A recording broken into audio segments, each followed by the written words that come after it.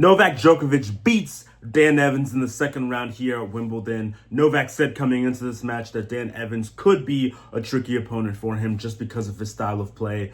But pretty light routine work for Djokovic, 6'3", 6'2", 6'love, and there's not much to really say. Djokovic served fantastically in this match. 11 aces, 78% on his first serve. I think he only faced 2 break points in the entire match, and they were both literally in the last game when maybe he took his foot off the gas a little bit, but he served phenomenally. Like I said, only 2 double faults, which were pretty uncharacteristic. 82% win percentage on second serves, 89% on first serves. And when it comes to breaking, Djokovic had like 8 or 9 breakpoint opportunities in the first set that Dan Evans saved. He was doing very well to save them. Djokovic was getting a little bit frustrated. But when Novak finally broke him in the first set, you know it was smooth sailing from there. And then he broke him again in the second set twice. And then the last set was just sheer domination. Dan Evans got as far as he possibly could have gotten. And yeah, light work for Novak. Look, like I said, the first match of a new tournament, particularly a slam, is always the most difficult because it's a brand new surface for a lot of guys. And it's the most important tournament in all of tennis. One of the foremost, but Wimbledon specifically is the most revered. So it's always going to be something, as we saw with Carlos' fifth set, for a 5-set first-round matchup as well. You know, Novak was struggling with a little bit of stomach issues in his first match, which he even said, like, hey, I don't know what it is, but the doctor helped me out, so maybe that was part of it. Didn't seem like anything was physically affecting him this match, which you love to see. Is great to see as well from a player like him. You don't want to see injuries be the reason why he can't get as far into slams now that he's later on in his career. But yeah, I mean, Novak now, I believe, has never lost to an Australian in Australia, has never lost to an American in New York, has never lost to a Frenchman in Paris. The only time he has lost to a player in their home slam is once Andy Murray in the 2013 Wimbledon final, when a Brit finally, went through and a British male finally won Wimbledon singles for the first time in 77 years, which is a huge deal. Andy Murray was on fire that entire match, really that entire year, that year with also 2016. Argument to be made that he was the best player in the world over Roger, Rafa, and Novak. But it just seems that the home crowd, the favoritism, the love that they show for the home player doesn't affect Novak. If anything, it motivates him more to say, no, I'm going to do this. I'm going to show you why I am that guy.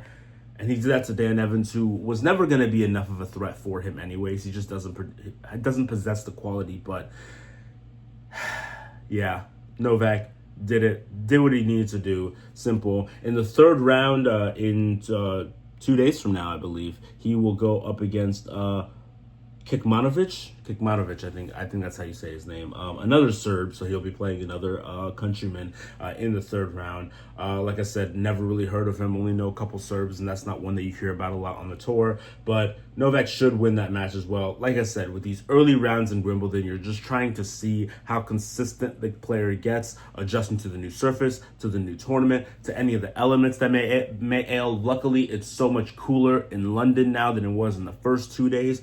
And you're just seeing if they have any rhythm, if they have some of their best stuff. Novak tried a few things in this match that maybe weren't the smartest thing to try. And I shouldn't say it costed him, because obviously he blitzed through this match anyway, but maybe it actually resulted in him not finishing the match as quickly as potentially he would have liked, because in the first set especially, he had a bunch of break points that he let loose, and a couple of them I felt like he was just trying stuff, that he was just trying, some forehands down the line and some, backhands as well that were just pushed out wide, and some drop shots and some clever shots that maybe you think is Novak trying to test some of his best stuff. Like some players in the early rounds of tournaments, particularly slams, they almost practice, because, they should beat this player pretty easily, so let me just try to see what I have. But for Djokovic, clearly, matches like this don't matter. He'll talk again and again about how special Wimbledon is for him, and I totally get it. But for him, the number one priority is winning the tournament, getting number 25. Because at the end of this match, in his post-game interview,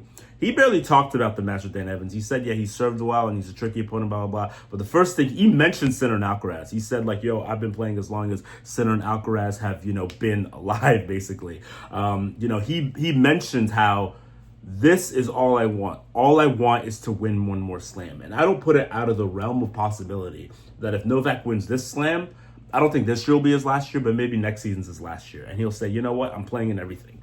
Every slam, every 1,000, every 500, I'm playing in it that I can anyway, unless there's an injury, and then just have a full farewell tour, because Novak's clearly getting to the age where he's accomplished anything, and he's not the force to win these tournaments as he was anymore. Remember, just back in 2023, he was the favorite to win every slam. All 4 slams, he was the favorite, and he got to the final of all 4, won 3. But clearly, in a very short period of time, he just, I shouldn't say fell off a cliff, but injuries started to plague him. It started taking a while to, get loose and recover from those. And Sinner and Alcaraz just went to another level, and they just showcased why they are the 2 players of the next generation, as they've won the last 8 slams now, I believe, or 7 slams, something crazy.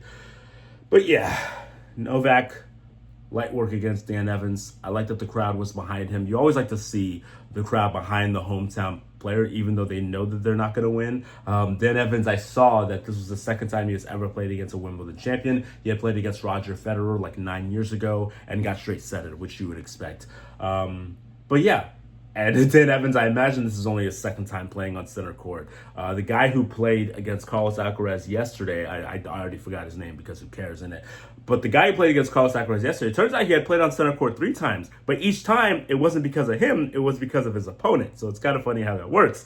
But yeah, good experience for him, solid as well. How old is Dan Evans? Because I think he's a bit older. Yeah, he's 35. So for him to be 35 and still, competing at the highest levels of tennis and still wanting to be as good as he possibly is, that's always special to see. You love to see that. And hey, he's probably made a decent amount of prize money as well in his career. Yeah, $8.8 million, which obviously you'd have to say is a good amount. No matter how much money, it's a good amount for sure. And yeah, so kudos and major respects to him for that.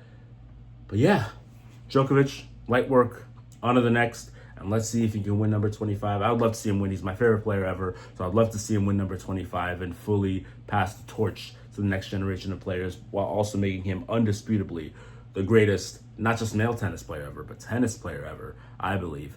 At least singles, because maybe Serena winning, I think 13 or 14 majors in doubles will likely favor her as well, along with the 23 Grand Slam singles. But anyway, Djokovic does it. Let's see what happens next. And we got a lot more great tennis coming up in Wimbledon, and I cannot wait to watch more of it. Ooh!